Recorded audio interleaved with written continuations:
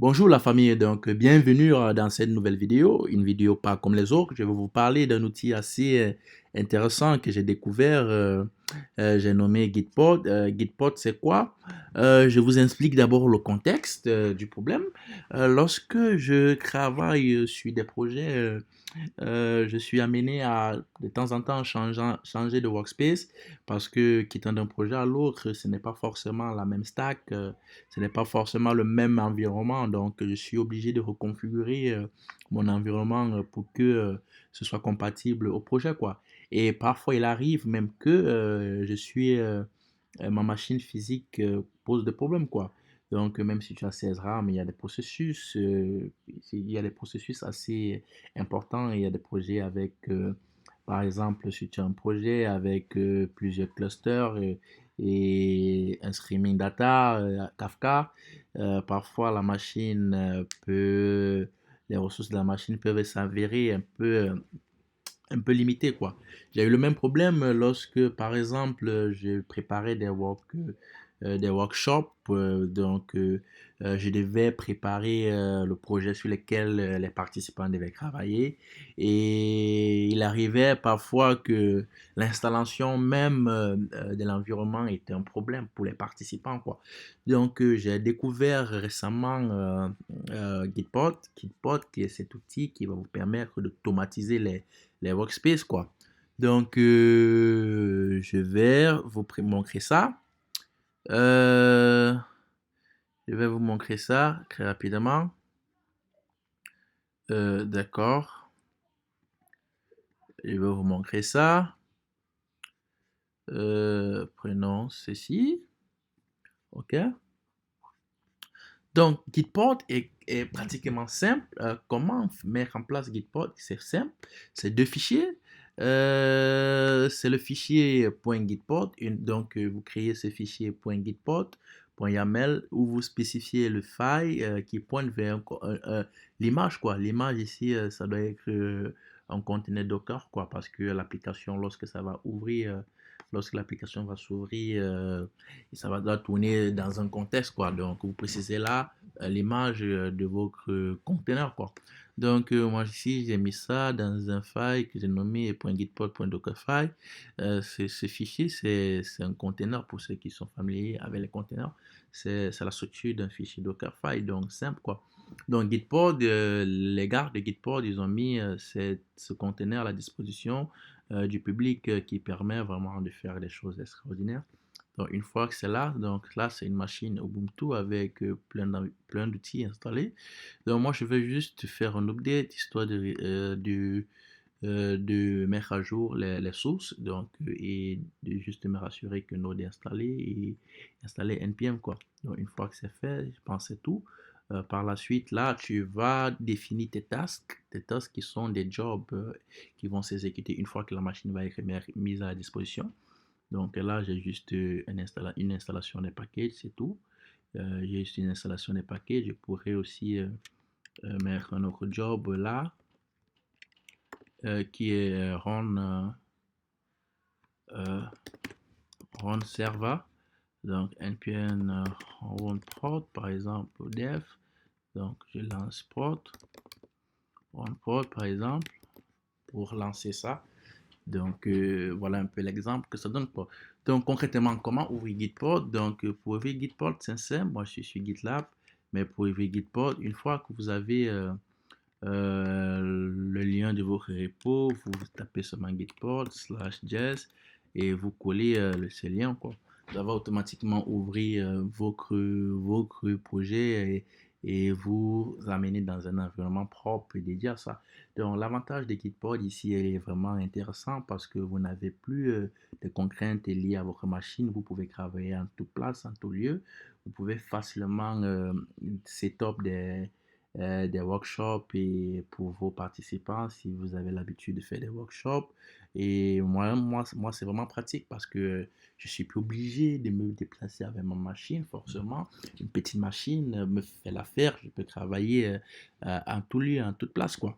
Donc, et ça facilite aussi l'onboarding des développeurs.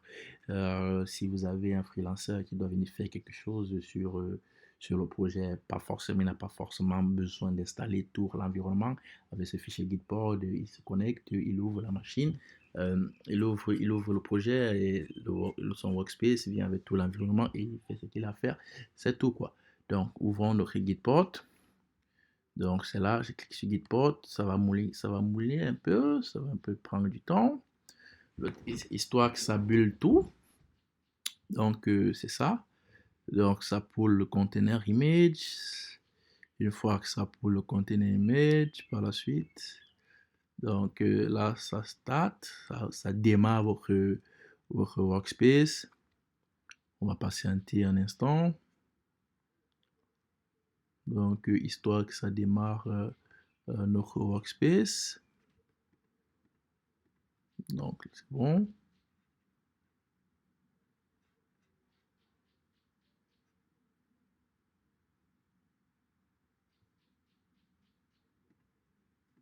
OK. Donc, c'est ça. Mais ça lance prod qui provient du paquet son JSON. OK. Patientons un instant. Donc là, ça a ouvert l'application, vous voyez.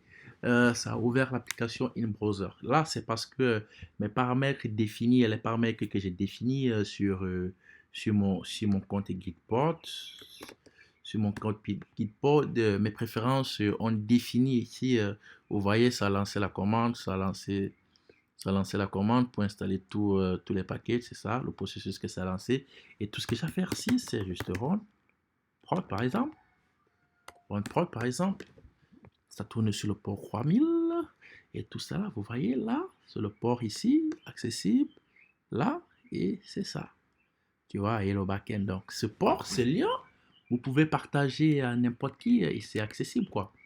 Ce lien, vous pouvez partager à n'importe qui, c'est un API. Je vais par exemple venir dans Postman, venir remplacer ceci par le lien de Gitpod et remplace là et je peux dire ok, ça c'est une API de produit. Je lance. Un instant. Que le web. Donc, c'est ça ici. OK. Si tu lances ici slash API, slash P, tu as tous tes produits, quoi. Donc, c'est ça ici. Qu'on lance ici, là, sur notre Postman, quoi. Ah oui, je comprends. Ouais, je vois. Je comprends déjà parce que je n'ai pas autorisé, c'est un peu complexe. Je n'ai pas autorisé celle-là à lancer sur Postman. Attends, je vérifie juste quelque chose. Oui, oui.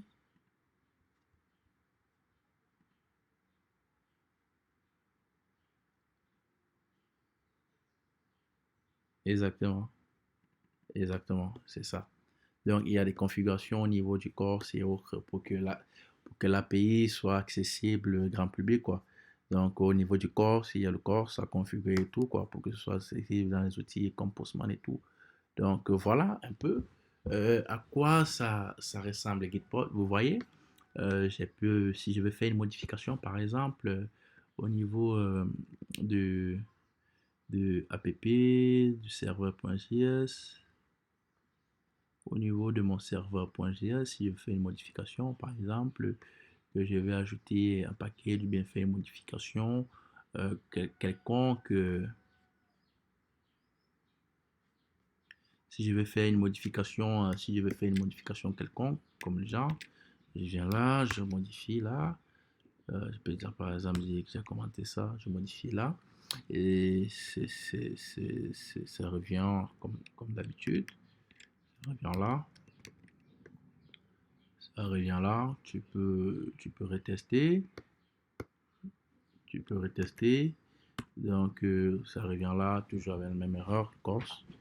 Oui, ça c'est parce que il manque une configuration supplémentaire pour que ce soit accessible par des applications clients quoi. Donc c'est un peu ça. Donc voilà un peu à quoi ça ressemble. Donc tu peux dire ok, j'installe certains packages là comme Corse comme comme Corse et autres pour rendre ça accessible grand public. Donc c'est un peu ça. et tu peux faire toutes tes modifications, tu vois. C'est vraiment pratique, c'est pratique parce que tu vois, tu peux en tout lieu, en tout temps faire toutes tes modifications, quoi. Il faut juste gérer le code, vous voyez. Donc c'est un peu ça, quoi. Donc voilà, pour ceux qui essaient avec Gitport, n'hésitez pas de vous abonner à la chaîne si ce n'est pas encore le cas. Une vidéo comme celle-ci sortira chaque week-end sur des sujets tels que le cloud, l'architecture logicielle et autres. Donc, on se donne rendez-vous pour la prochaine vidéo, quoi.